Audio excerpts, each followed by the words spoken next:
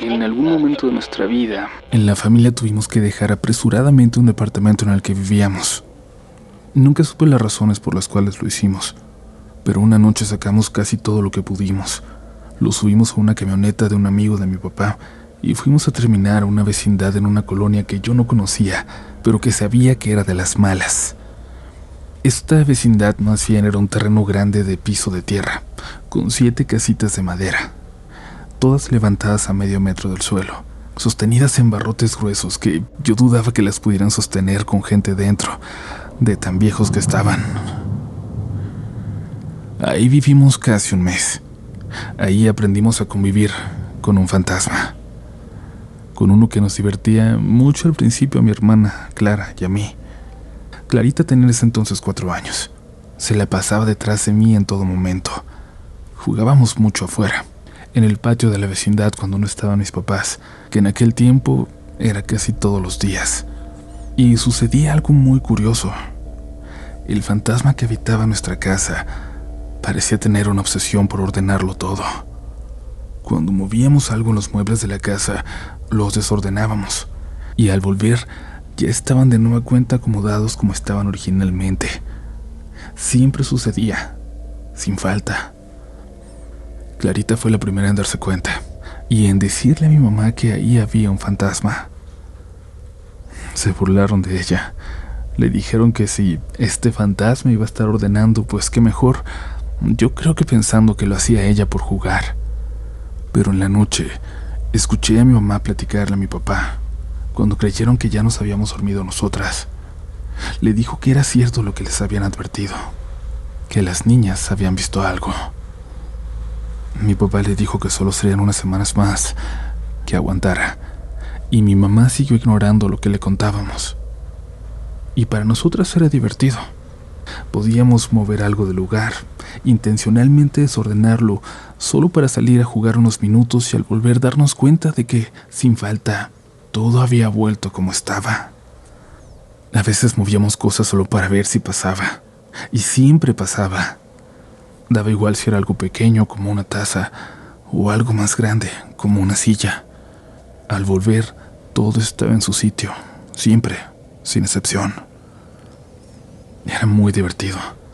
Nos imaginábamos como a un hada del orden que siempre estaría ahí para resolver lo que nosotros hiciéramos, pero las cosas no serían así para siempre. Yo empecé a jugar mucho con una niña de mi edad, que vivía en unas casas en una vecindad similar al lado. Ella se cruzaba a jugar conmigo y Clarita, quien jugaba con nosotros a ratos, pero en otros corría hacia adentro y hacia afuera de la casa, jugando con el fantasma, desordenando todo cada vez más para ponerle a prueba, hasta que en una de esas veces entró y no había nada ordenado. Todo lo que esta vez había movido del lugar, todo lo que tiró al piso, estaba tal cual como lo había tirado. Empezó a oscurecer y la casita aquella, fría como era, ya había quedado casi en su totalidad en penumbras.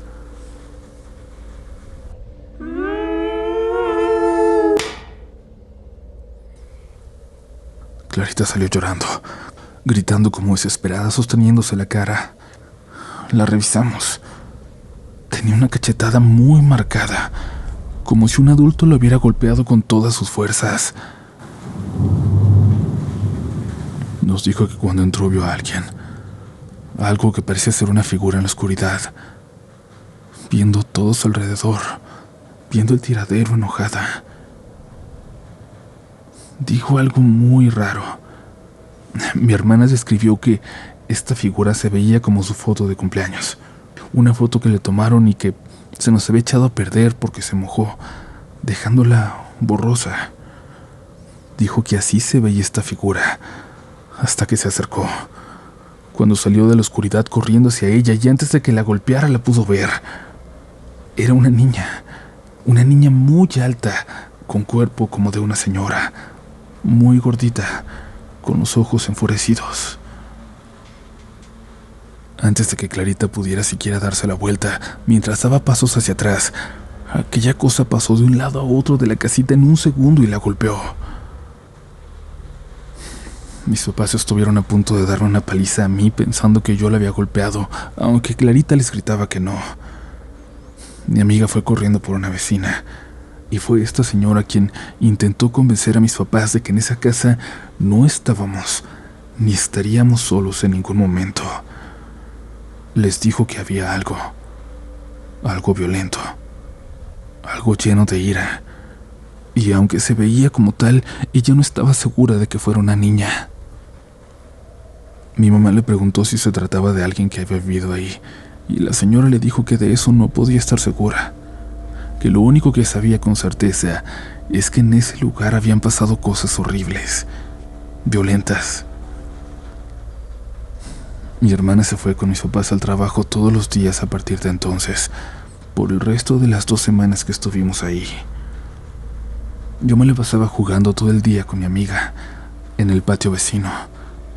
El poco tiempo que estaba en esa casa, lo hacía en silencio, intentando no hacerla enojar, sin mover absolutamente nada del lugar. Siempre sentía que ella estaba allí, viéndolo todo, y que en cualquier momento, si movía algo que yo no quisiera, se iba a aparecer de nuevo.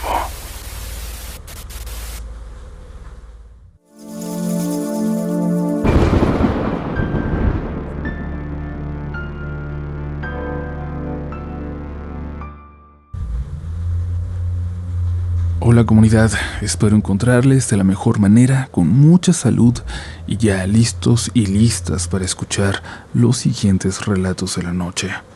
Las siguientes historias que ha compartido la comunidad y que estoy completamente seguro que hoy, quieras o no, se van a quedar contigo una vez que acabe el episodio.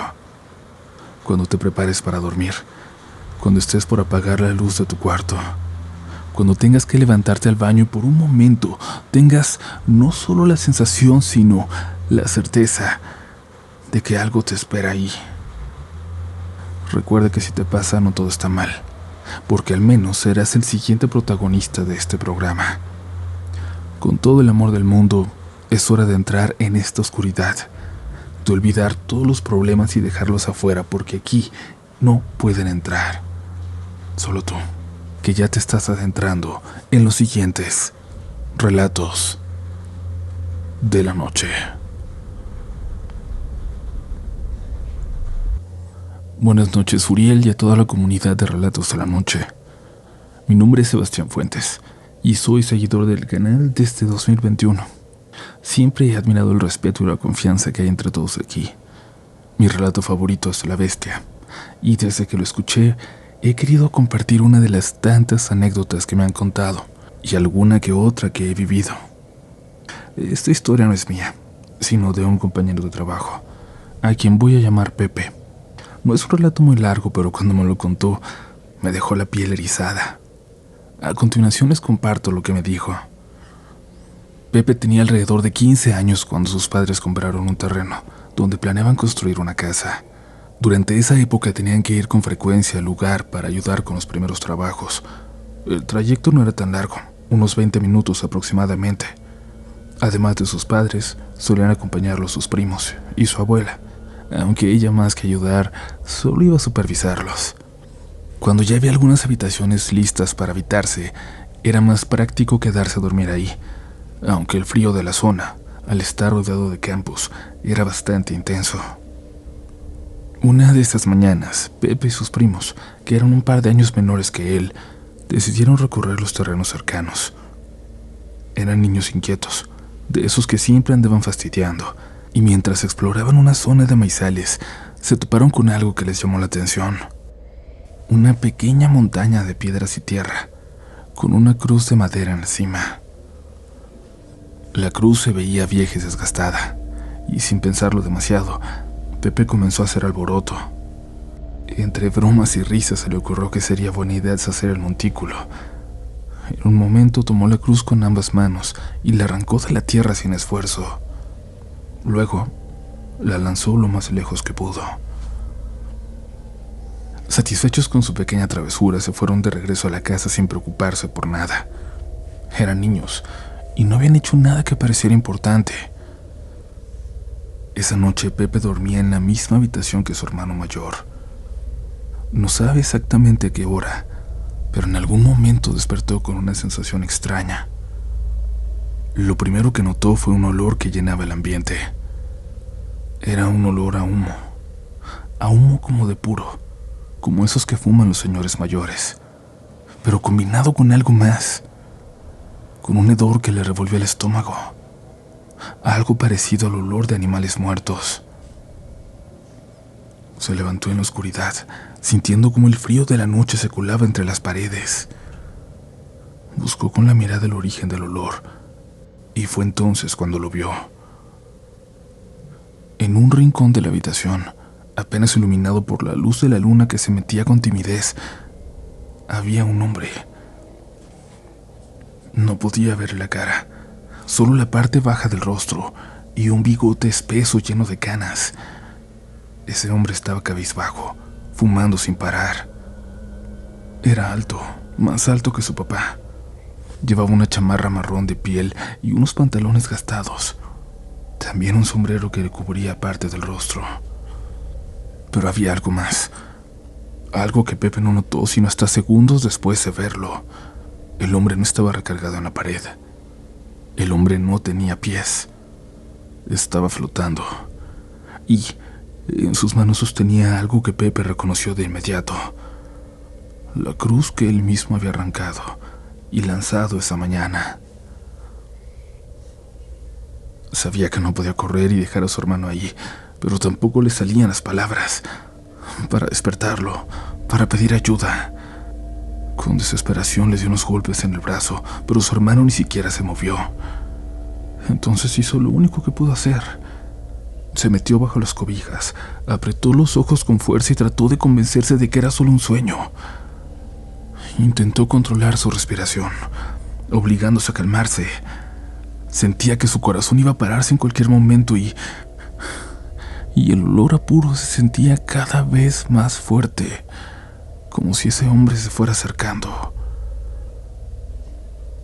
De pronto el olor desapareció, de un momento a otro, como si nunca hubiera estado ahí. Pero Pepe no se atrevió a destaparse. Simplemente lloró de miedo hasta quedarse dormido. A la mañana siguiente, todavía con el miedo latente, bajó a desayunar y entre lágrimas le contó a su mamá lo que había visto. Ella, sin saber qué hacer, decidió hablar con su abuela. Pepe no esperaba el calibre del regaño que le cayó encima. Su abuela estaba furiosa. Le dijo que no tenía idea de lo que había hecho y lo obligó a regresar al lugar para buscar la cruz y colocarla de nuevo en su sitio. Pepe, acompañado de sus primos, pasó horas intentando encontrarla. Cuando finalmente lo lograron, su abuela les ordenó que por cada piedra que habían movido, rezaron un Padre Nuestro. Lo hicieron sin cuestionar nada.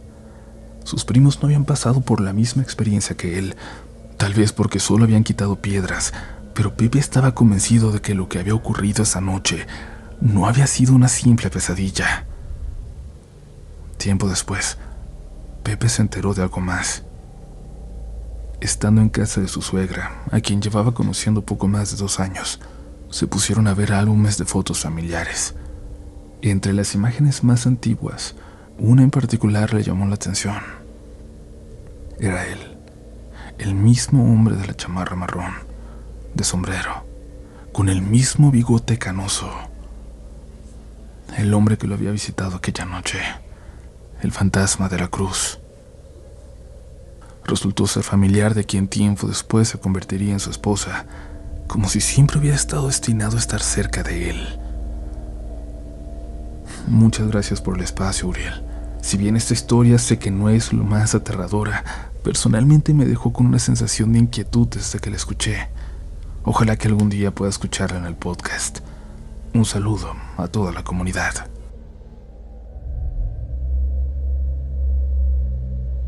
Estamos a la mitad del episodio, comunidad, y como siempre yo aprovecho para decirles que busquen mi libro en su librería más cercana, en su tienda de autoservicio más cercana donde sepan que vendan libros.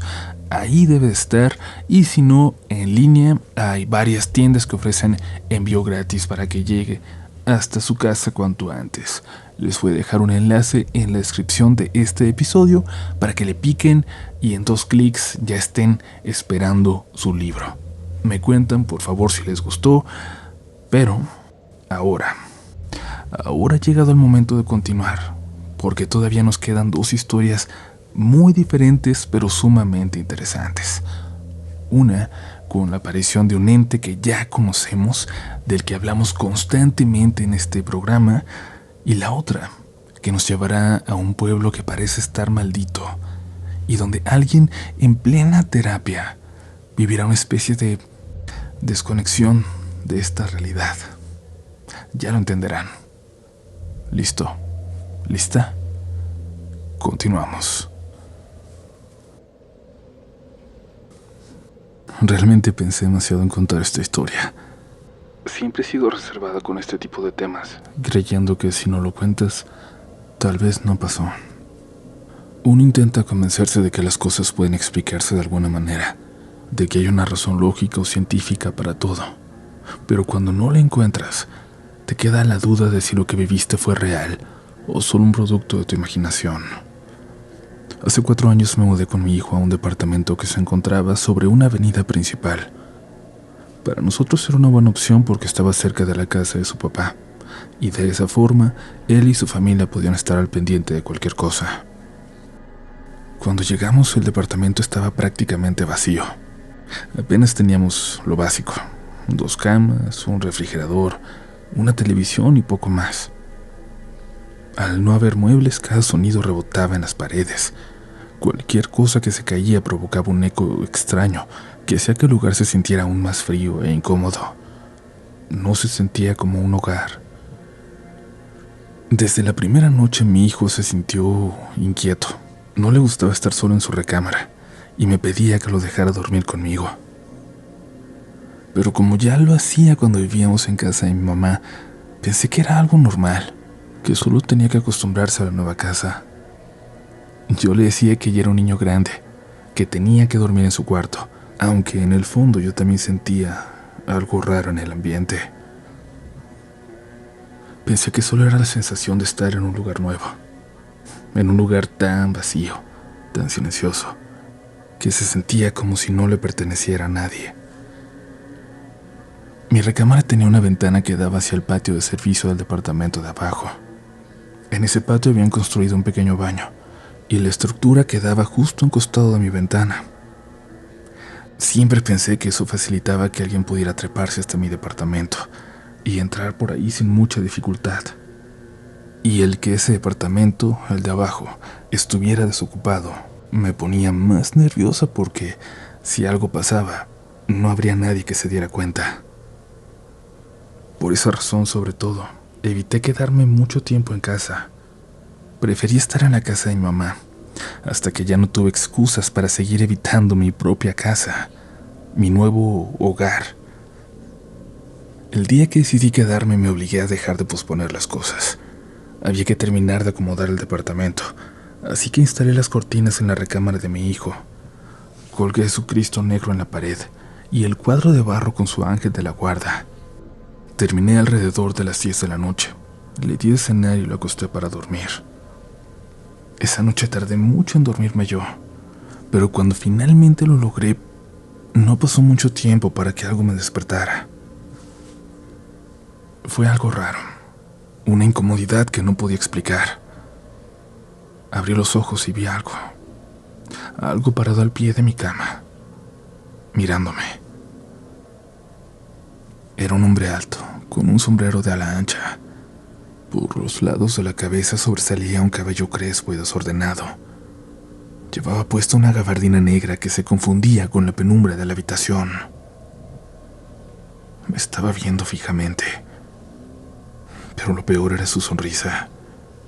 Una sonrisa falsa, como si se le hubiera quedado congelada. Sus dientes parecían demasiado grandes, demasiado blancos, casi como los de una caricatura. No parecían humanos, sino como lo que alguien piensa que es humano. Sus ojos estaban abiertos de par en par, fijos en mí, como si llevara mucho tiempo ahí, esperando a que despertara. Por supuesto que el miedo me recorrió todo el cuerpo, que sin pensarlo me levanté de golpe, salí corriendo de la recámara y me encerré en el cuarto de mi hijo. Cerré la puerta con llave, tomé lo único que tenía a la mano, un martillo que había dejado ahí la noche anterior. Desperté a mi hijo. Sin darle muchas explicaciones, le dije que alguien se había metido al departamento. Amarré unas sábanas a la cama y lo subí a la ventana. Mi amor, escuches lo que escuches. Cuando yo te grite, ¿ya? Te bajas por la ventana, ¿ok? Le susurré. Él, aunque confundido, asintió sin hacer preguntas. Salí de la recámara con el martillo en la mano. Recorrí el departamento de punta a punta esperando encontrar a alguien, pero todo estaba en su lugar. No había rastro de nadie ni de que alguien se hubiera metido. Regresé con mi hijo y tratando de no preocuparlo más, le dije que tal vez había sido mi imaginación, que me había imaginado algo. Me creyó. Hizo un par de bromas al respecto y esa noche dormimos juntos.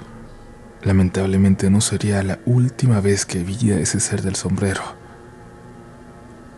Pasaron algunos meses. El departamento ya tenía más muebles. Todo iba mucho más normal, aunque a veces el ambiente seguía sintiéndose extraño. De vez en cuando mi hijo me decía que había escuchado que alguien le chistaba mientras jugaba en su recámara. Un chit chit, pero siempre que íbamos a ver la casa estaba vacía. Una noche de septiembre, mientras veía televisión en mi habitación, me quedé profundamente dormida. Desperté de nuevo de golpe y otra vez lo vi, pero ya no estaba al pie de la cama. Estaba a mi lado. Su rostro estaba mucho más cerca, su sonrisa era la misma, y sus ojos demasiado abiertos, que me miraban con una intensidad que me hizo sentir que ni siquiera podía respirar. No tenía dónde correr. No me quedaba más que cerrar los ojos con fuerza y cubrirme con las sábanas, como un niño, como si eso pudiera hacer que desapareciera. No supe cuánto tiempo pasó. Solo esperé conteniendo la respiración hasta que sentí como si la luz del día empezara a entrar por la ventana. Hasta entonces me atreví a descubrirme. Ya no estaba. Días después, mientras viajaba en el transporte público, pasó algo todavía más extraño. Quizás lo más extraño en este relato. Una mujer extraña comenzó a mirarme con insistencia. Al principio intenté ignorarla, pero cada tanto su mirada se desviaba a mi lado otra vez, como si estuviera viendo algo junto a mí.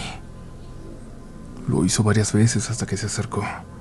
Me tomó la rodilla y me dijo: ¿Quién es él? ¿Quién es ese señor del sombrero? Mi corazón se detuvo por un segundo. Me quité los audífonos para poner atención y le pregunté, intentando pensar que no había escuchado bien. ¿Quién? Junto a ti. El señor del sombrero. Se subió contigo. Mi garganta se secó. No sé de qué habla, señora. Pero ella me miró con seriedad y luego otra vez desvió la vista al espacio vacío junto a mí. No lo has visto nunca. No lo has visto todavía, porque seguro que lo harás. Ahora no deja de mirarte. Luego describió su apariencia con exactitud, la apariencia que yo ya conocía. Me dijo que llevaba sombrero, que el cabello le salía por los lados y que llevaba una gabardina negra. Me dijo que sonreía en mi dirección, pero que la volteaba a ver de reojo, que parecía molestarse porque me hablaba, porque ella lo pudiera ver. Y evidentemente no supe qué responderle. Por suerte, en ese momento más personas subieron al transporte. Una de ellas se sentó justo a mi lado, ocupando ese espacio vacío. Y la señora me dijo que ya no me preocupara, que por ahora se había ido. No sé qué fue lo que pasó. No tengo de verdad ninguna explicación para lo que vi ni para lo que aquella mujer describió con tanta precisión. Si hubiera sido un sueño, entonces lo de esta mujer no entiendo cómo explicarlo. Por supuesto que no estaba dispuesta a quedarme en ese lugar para averiguar quién era. No me importaba descubrirlo. No me importaba investigar nada. Me mudé en cuanto pude.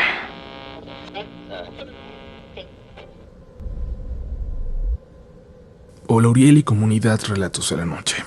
Llevo bastante tiempo escuchando el canal y, como a muchos, me ha ayudado a sobrellevar situaciones delicadas en mi vida. A ti te diré mi nombre, pero les pido que en el relato sea anónimo. Tengo 28 años y soy de Querétaro. Vivo en un pequeño pueblo algo alejado de la ciudad, que hasta hace algunos años era un lugar demasiado tranquilo. Sin embargo, últimamente, una gran cantidad de personas, en su mayoría jóvenes, se han suicidado. Es un fenómeno extraño, y aunque varias familias han sido afectadas, nadie se ha tomado la molestia de investigar a fondo qué podría estar ocurriendo. Quiero mencionar que tengo un relato pendiente por enviarles. Ha sido muy difícil escribirlo, ya que hacerlo implica recordar, y eso ha sido sumamente doloroso por las razones que ya mencioné. Pero ese relato lo dejaremos para otra ocasión. Hoy quiero compartirles algo que jamás imaginé contar aquí, y mucho menos me imaginé vivir. Esto ocurrió apenas ayer, justo al inicio del año. Debido a situaciones muy delicadas en mi vida, relacionadas con el suicidio de personas que fueron importantes para mí, he requerido ayuda especializada. Desde hace meses asisto semanalmente a terapia. Aunque las heridas han sanado casi por completo, sigo asistiendo para continuar mejorando como persona. Sé que muchos no le dan importancia a este tipo de ayuda, pero en mi caso ha sido fundamental. En mi caso los avances han sido evidentes. Y todo iba bien hasta ayer, 2 de enero. Asistí a mi consulta como siempre. Esta vez los temas eran bastante simples. Asuntos laborales y algunos cambios en mi trabajo que, la verdad, no me preocupaban demasiado. A pesar de eso, prefiero no interrumpir mis citas hasta que mi terapeuta considere que estoy lista para el alta. Era más bien un día tranquilo, sin estrés, y todo parecía indicar que terminaría la noche con una consulta favorable. Sin embargo, lo que ocurrió durante la sesión fue extraño. Realmente no sé cómo llamarlo. Quizás por escuchar relatos al canal podría describirlo como un fallo en la realidad, pero mejor prefiero que ustedes juzguen. La consulta comenzó con normalidad. Sin embargo, aproximadamente a la mitad empecé a notar cosas extrañas. En un momento desvié la mirada, como usualmente hago al intentar recordar algo, y cuando volví a ver a mi terapeuta, sus ojos estaban diferentes. Cada uno miraba en direcciones muy opuestas, como si trataran de ver hacia sus orejas. Fue un par de segundos, pero me desconcertó. Al principio pensé que era yo quien estaba percibiendo mal, pero mientras avanzaba la sesión, esto ocurrió repetidamente. Cada vez que sus ojos se desviaban de esa forma, intentaba convencerme de que tal vez había sido una ilusión óptica, un error de percepción. Cabe mencionar que mi terapeuta no usa lentes, así que descarté un reflejo o algo similar. Esto no fue lo único. En su momento, sus expresiones faciales comenzaron a cambiar de manera extraña, como si intentaran deformarse. Sin embargo, era como si las detuviera, como si ella evitara hacerlo para regresar a la normalidad. Fue inquietante porque durante este proceso parecía que se trababa. No la escuchaba seguido, como si de un fallo en una película se tratara, como un video de internet cuando se traba. Aunque me sentí impresionada, intenté mantener la calma. Continué hablando como si nada, para no perder el control o parecer alterada, pero hubo un momento en el que me miró fijamente, con una expresión que me dejó helada. Era como si supiera que yo me había dado cuenta de lo que estaba sucediendo. Salí de la consulta en silencio. Mis papás y mi hermana me recogieron para ir a cenar, y sinceramente en ese momento no lo quise pensar demasiado. Creo que estaba todavía en alguna especie de shock. Sin embargo, al llegar a casa, un par de horas después, fue cuando realmente procesé lo que había ocurrido. Aún no logro encontrarle ninguna explicación lógica. No tengo idea de qué pensar. Ahora espero mi siguiente consulta, como cada semana, pero estoy ansiosa por saber si algo similar ocurrirá de nuevo. Gracias por leerme. Aunque esta historia no se publique, me siento tranquila al compartirla con ustedes. Les envío un saludo desde Querétaro y les deseo que pasen muy buenas noches.